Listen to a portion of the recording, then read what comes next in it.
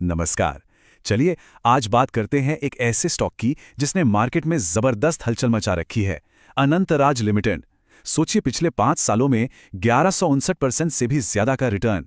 ये सिर्फ एक नंबर नहीं है, इसके पीछे छिपी है एक दमदार ग्रोथ और एक बहुत बड़े स्ट्रेटेजिक बदलाव की कहानी। तो आज का सबसे बड़ा सवाल यही है कि क्या अनंतराज लिमिटेड इस साल अपना ही पिछला रिकॉर्ड तोड़ सकता है?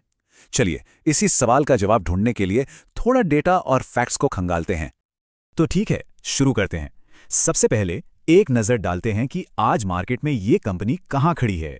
तो देखिए 1 फरवरी 2024 की बात करें तो अनंतराज का शेयर था करीब करीब 531 रुपीस पर। अब ये जो कीमत है ना, ये अपने आप में बहुत कुछ कहती है, खासकर जब हम इसकी हिस्ट्री देखते हैं। पर रुकिए, सिर्फ कीमत ही सब कुछ नहीं होती है ना, ये तो बस कहानी की शुरुआत है। और इसी से जुड़ा है कंपनी का साइज, मतलब इसका मार्केट कैप।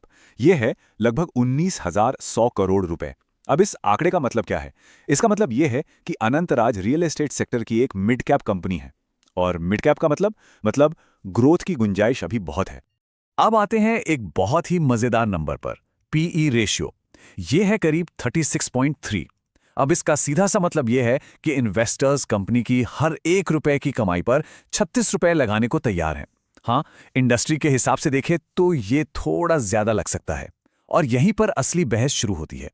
क्या ये भविष्य की ग्रोथ पर जताया गया भरोसा है या फिर एक रेड फ्लैग? चलिए आगे पता करते हैं। तो सवाल यह है कि आखिर ये नंबर्स आ कहां से रहे हैं, मतलब कंपनी पैसा कैसे बनाती है। चलिए अब जरा इनके बिजनेस मॉडल को डिकोड करते हैं। तो देखिए, फंडामेंटली अनंतराज एक रियल एस्टेट और इंफ्रास्ट्रक्चर कंपनी है, मतलब घर बनाना, कमर्शियल बिल्डिंग्स बनाना, ये सब। लेकिन असली ट्विस्ट अब आने वाला है। कहानी सिर्फ इतनी नहीं है, और ये है वो गेम चेंजर। कंपनी ने एक बहुत बड़ा मूव लिया है। 4,500 करोड़ रुपए का एमओयू साइन किया है नए डेटा सेंटर्स और आईटी पार्क्स के लिए।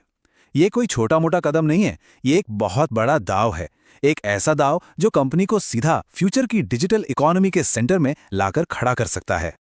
ये जो आप देख रहे हैं, ये इनकी पूरी स्ट्रैटेजी को एक लाइन में बताता है। देखिए, सफर शुरू हुआ ट्रेडिशनल रियल एस्टेट से, फिर आए आईटी पार्क्स, और अब सारा फोकस है हाई ग्रोथ डेटा सेंटर्स पर। बस यही वो स्ट्रेटेजिक पिवट है, यही वो बदलाव है जिस पर सबकी नजरें टिकी हुई हैं। तो ठीक है, स्ट्रैटेजी तो बड़ी जबरदस्त लग रही है, पर सवाल यह है कि क्या ये काम भी कर रही है? इसका जवाब हमें मिलेगा इनके हाल के क्वार्टरली नतीजों में। चलिए देखते हैं। अब जरा इन नंबर्स पर गौर कीजिए, ये खुद ही पूरी कहानी बयां कर रहे हैं। साल दर साल प्रॉफिट ग्रोथ देखिए। पहले क्वार्टर में करीब 38%, दूसरे में 31% और तीसरे में 30% से भी ज्यादा। ये एक लगातार और बहुत ही मजबूत ट्रेंड है। और यहां समझने वाली बात यह है कि ये सिर्फ ग्रोथ के आंकड़े नहीं हैं। ये पैटर्न हमें 2 बड़ी बातें बताता है।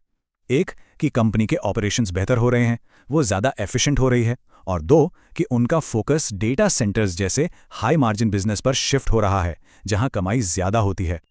चलिए अब आते हैं उस टॉपिक पर जिसका सबको इंतजार है, रिटर्न्स। आखिर इस स्टॉक ने इन्वेस्टर्स को कमा कर क्या दिया है? यहां ना 2 अलग अलग टाइम फ्रेम की कहानी है। एक तरफ है 5 साल का लंबा सफर। इसमें स्टॉक ने 1159% से भी ज्यादा का, मतलब जबरदस्त मल्टी बैगर रिटर्न दिया है।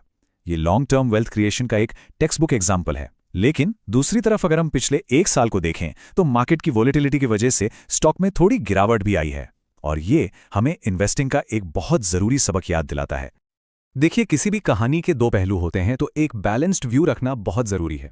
तो चलिए अब बात करते हैं कि इसमें रिस्क क्या क्या है और आगे चलकर मौके क्या नजर आ रहे हैं।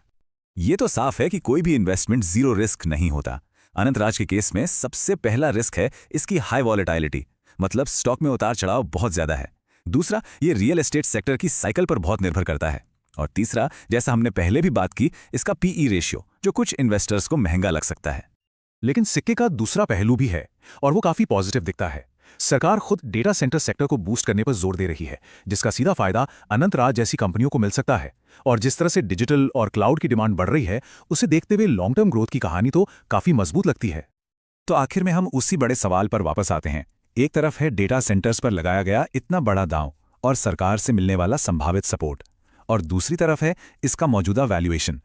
तो क्या यह वैल्यूएशन आने वाली ग्रोथ का सिग्नल है या आज की तारीख में एक रिस्क? ये वो सवाल है जिसका जवाब हर इन्वेस्टर को अपने लिए खोजना होगा।